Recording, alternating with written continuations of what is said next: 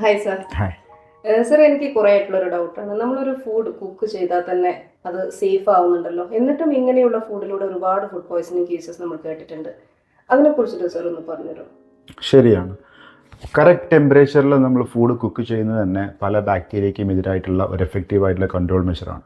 എന്നാൽ ഈ ഒരു കുക്കിംഗ് കഴിഞ്ഞിട്ട് ഈ ഫുഡിനെ എന്ത് ചെയ്യുന്നു എന്നുള്ളതും പ്രധാനപ്പെട്ട ഒരു കാര്യമാണ്.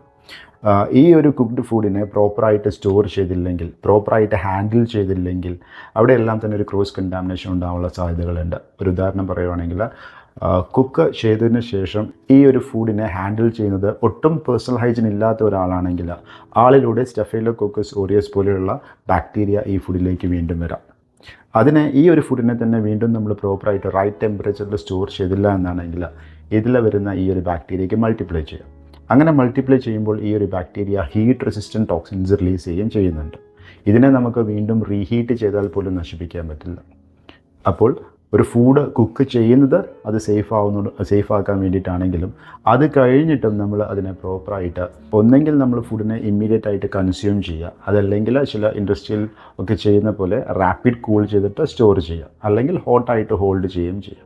സോ ഫുഡിനെ കുക്ക് ചെയ്യുക മാത്രമല്ല, അത് ചെയ്ത് കഴിഞ്ഞിട്ട് അതിനെ പ്രോപ്പറായിട്ട് ഹാൻഡിൽ ചെയ്യുന്നതും സ്റ്റോർ ചെയ്യുന്നതും എല്ലാം തന്നെ വളരെ ഇമ്പോർട്ടൻ്റ് ആയിട്ടുള്ള കാര്യമാണ്. Okay sir, thank you.